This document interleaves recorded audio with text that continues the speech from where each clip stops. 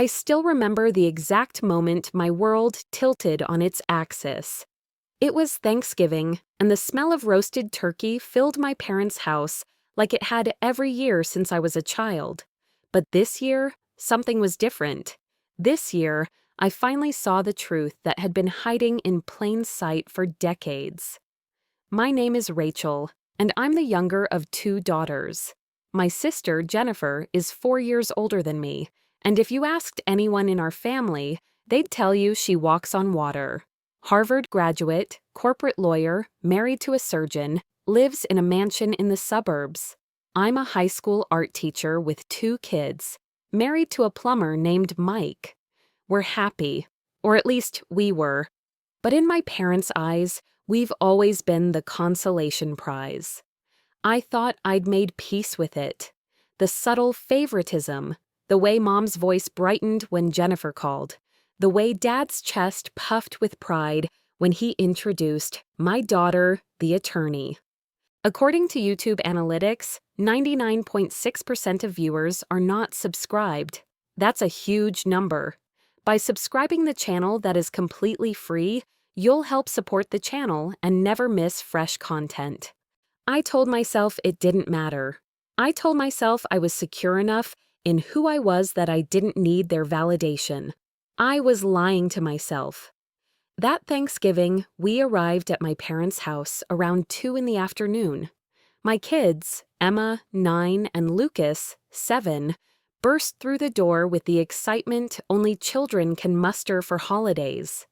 They'd been talking about Grandma's pumpkin pie for weeks.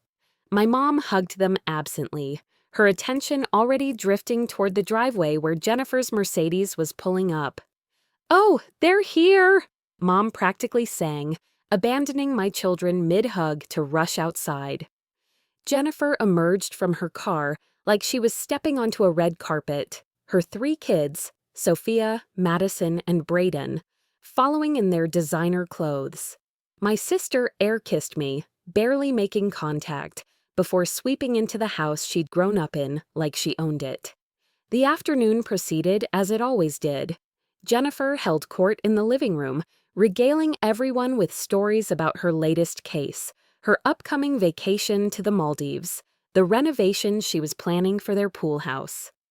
I sat on the periphery, occasionally offering a comment that no one seemed to hear. Mike tried to engage my dad in conversation about the new plumbing system he'd installed, but Dad kept finding excuses to drift back to Jennifer's orbit. Emma and Lucas played quietly in the corner with some old toys, while Jennifer's kids commanded the entertainment system, the best seating, and everyone's attention. I watched my daughter look longingly at the game console, but Madison had already claimed it, and no one suggested sharing. Then came dinner.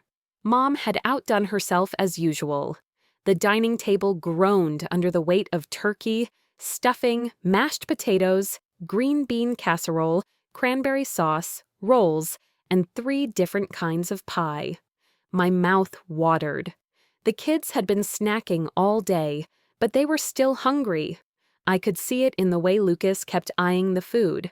We all gathered around the table, the adults taking the main seats while the kids clustered at the extended end.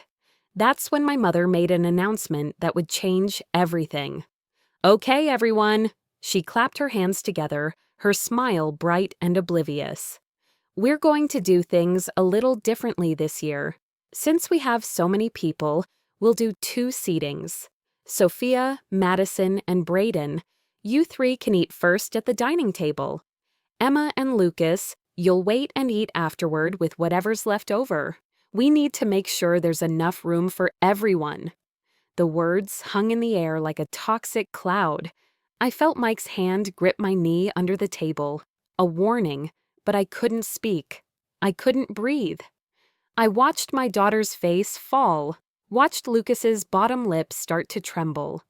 Across from me, Jennifer's kids were already reaching for food, completely unfazed. "Mom," I finally managed, my voice strangled.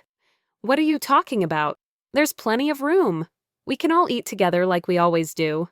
"Oh, Rachel, don't be difficult." My mother waved her hand dismissively.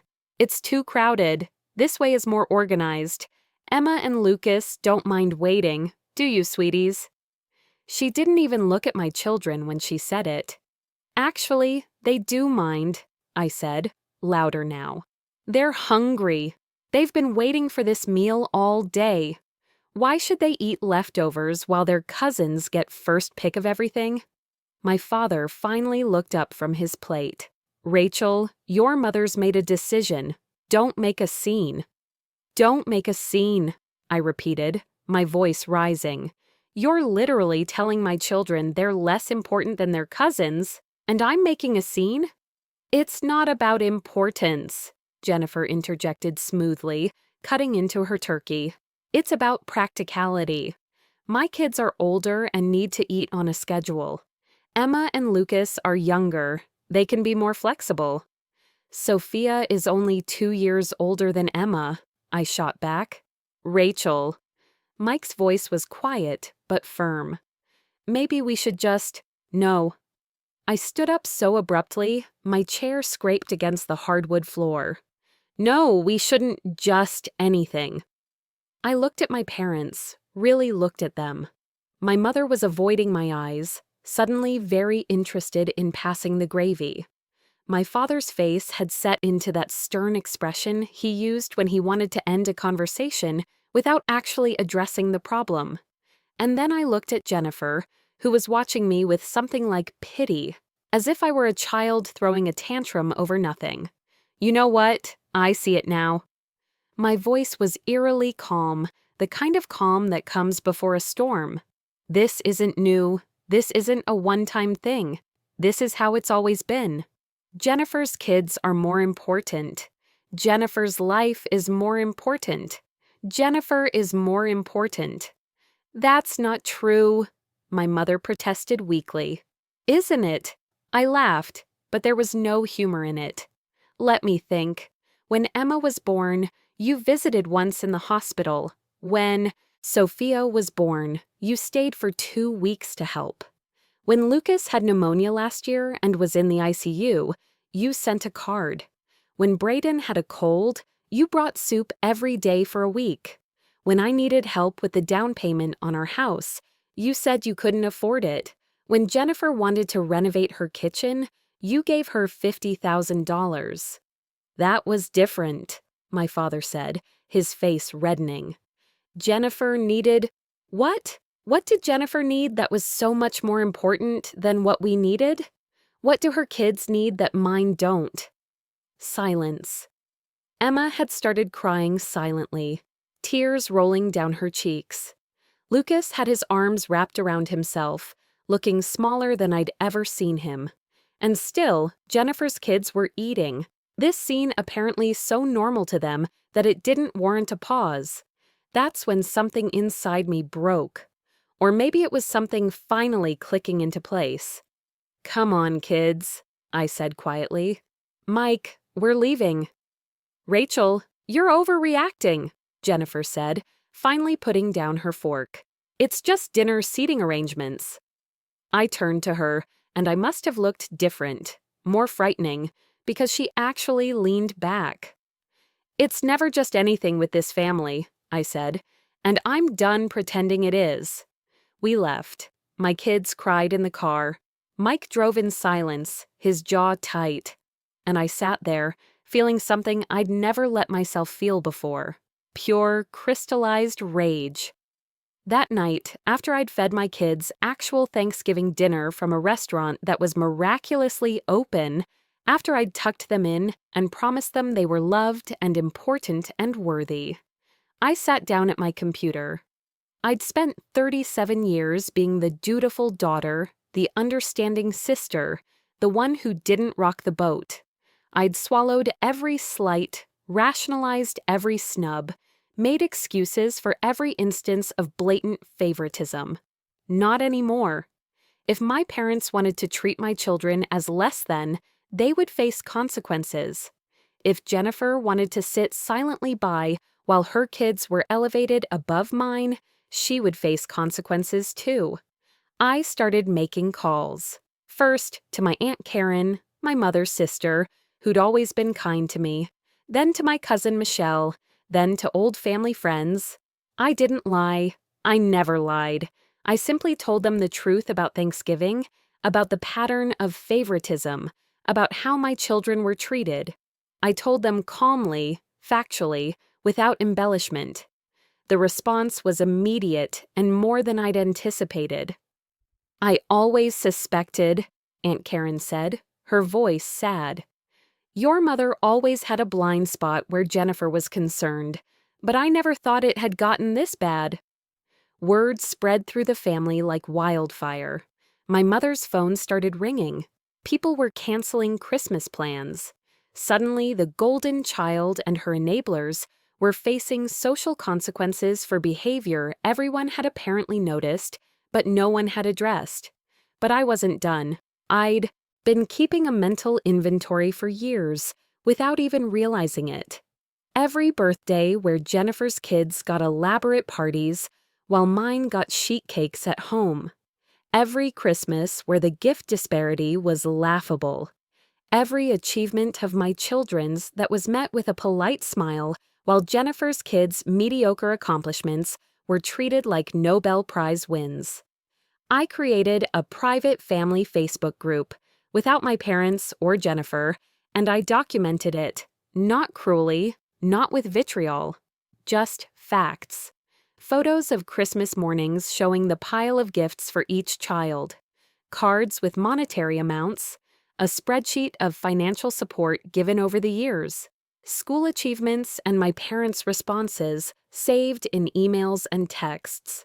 The evidence was damning because it was real. My Uncle Tom, my dad's brother, called me. "Jesus, Rachel, I knew your dad bragged about Jennifer more, but I didn't realize this is abuse, financial abuse, emotional abuse of your kids. You need to know that this isn't okay, and it isn't your fault." His validation meant more than I could express. Within a week, my parents' social circle had contracted significantly. The invitations dried up, the friendly calls became infrequent. People were polite but distant, and they knew exactly why. Jennifer called me finally. It was 2 a.m, and she was drunk. "You're destroying our family," she slurred.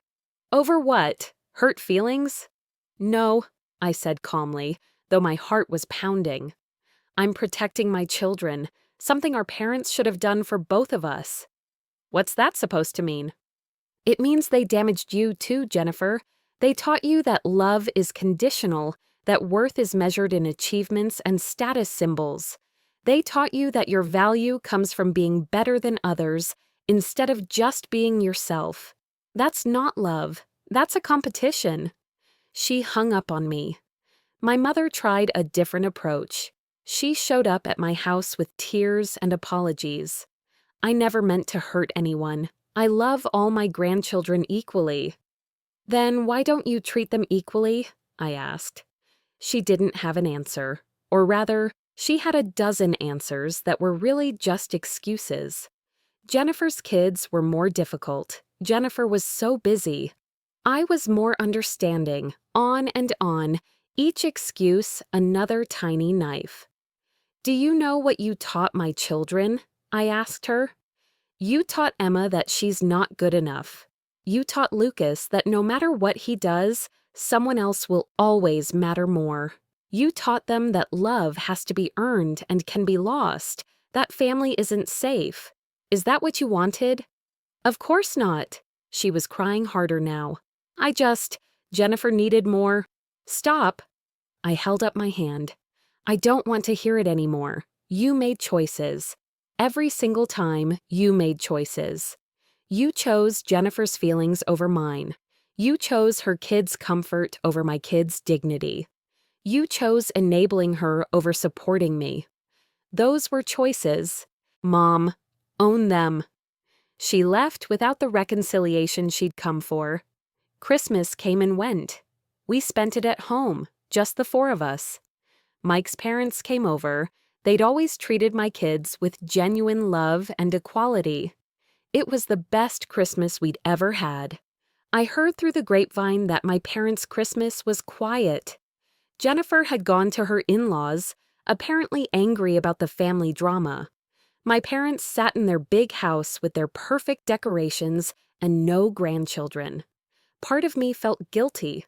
Part of me wanted to cave, to apologize, to make it all go back to how it was. But then Emma would come home from school excited about an art project, and I'd remember how my mother barely glanced at her drawings. Or Lucas would score a goal in soccer, and I'd remember how my dad had missed every single one of his games, but never missed Braden's baseball tournaments. My resolve would harden again. In January, my father called. Not my mother. My father, who'd barely said 10 words to me in months. "Your mother's in therapy," he said without preamble. She's been diagnosed with something. The therapist says she has some kind of narcissistic pattern with Jennifer, that it stems from her own mother favoring her brother. She never dealt with it, so she repeated it. "Okay," I said carefully. "I'm in therapy too," he continued, and he sounded older than I'd ever heard him.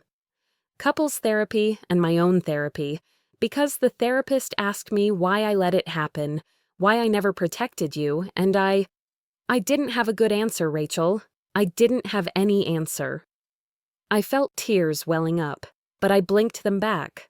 "I'm glad you're getting help. We want to see the kids. We want to make this right. But the therapist says we need to respect your boundaries, to let you set the terms. So I'm asking, what would it take?" I'd been thinking about this for months. "Real change," I said. "Not promises, change. I want to see consistent, equal treatment.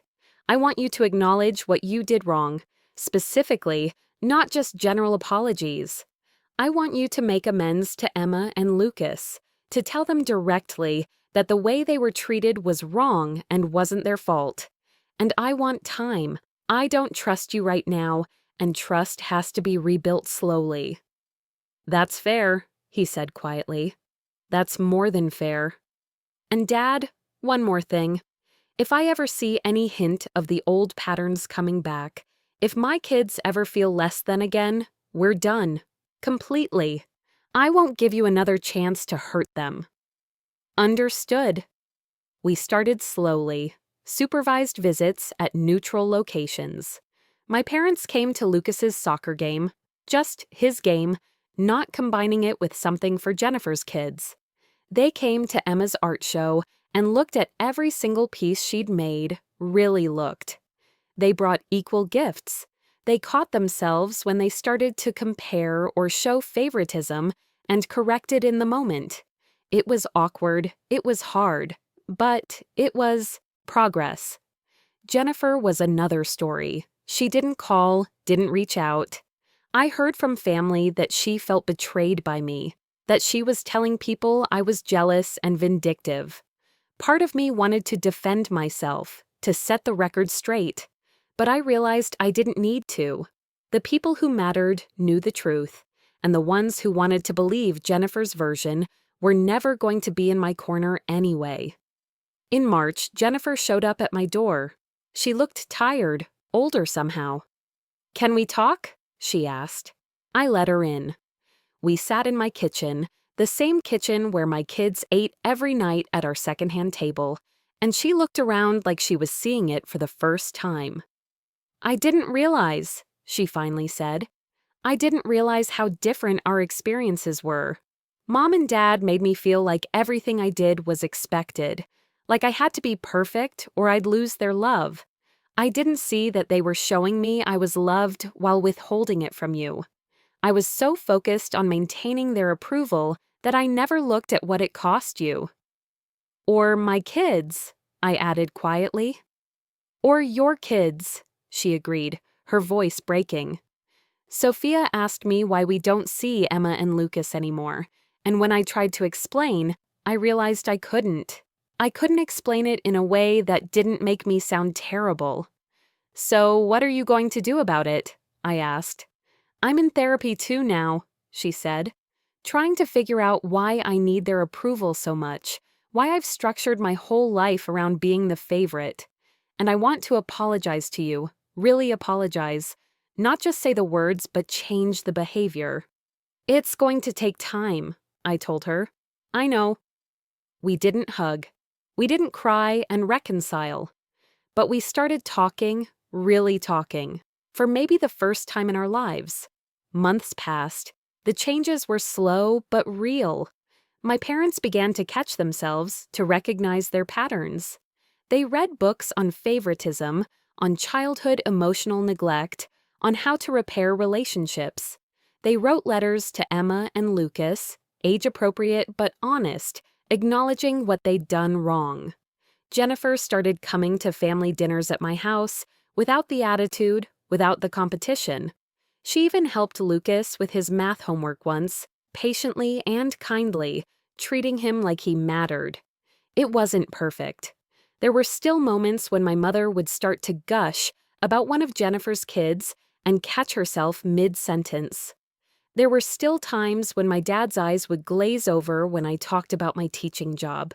But they were trying, and that meant something. Emma's confidence began to return. She started showing her art to her grandparents again, tentatively at first, then with more enthusiasm, when they responded with genuine interest. Lucas stopped tensing up around family gatherings, stopped waiting for the other shoe to drop. In June, we had a family barbecue at my parents' house. All the kids played together in the yard, and for the first time, no one was getting preferential treatment. The toys were shared. The attention was distributed. When it was time to eat, everyone sat together, and there was enough food for everyone. I watched my children laughing with their cousins, watched my parents make an effort to engage with each child individually, and I felt something shift in my chest. It wasn't forgiveness, not entirely. The hurt was still there, and maybe it always would be. But it was the beginning of something new, something healthier. "Thank you," my mother said quietly, coming to stand beside me, "for not giving up on us, for giving us a chance to do better." "I didn't do it for you," I said honestly. "I did it for them." I nodded toward the kids. "They deserve a family, but Mom, the moment this goes back to how it was—" "It won't," she interrupted, and there was steel in her voice I'd never heard before. "I see it now, Rachel. I see what I did, what I was doing, and I can't unsee it. I won't let it happen again." I wanted to believe her. More than that, I wanted my kids to have what I never did. Grandparents who loved them unconditionally, who showed up for them consistently, who made them feel valued. Time would tell if the change was permanent. But for now, watching Emma and Lucas play without the shadow of favoritism hanging over them, I felt something I hadn't felt in my parents' presence for years. Hope. Mike found me there, wrapped his arm around my waist. "You okay?" he murmured. "Yeah," I said, and I meant it. "I think I actually am." I'd spent so much of my life trying to be enough, trying to earn the love that should have been freely given. I'd watched my children start down the same painful path, internalizing the message that they were somehow less worthy than their cousins. Snapping that day at Thanksgiving had felt like destruction. But maybe it was actually construction, tearing down a toxic dynamic to build something healthier in its place. Was it revenge? Maybe. But it was also self-preservation. It was protecting my children. It was refusing to accept scraps and leftovers, literally and figuratively, when we deserved a seat at the table. Jennifer joined us, Sophia trailing behind her. "The kids want to do a sleepover," she said. "All of them, at our place, if that's okay with you."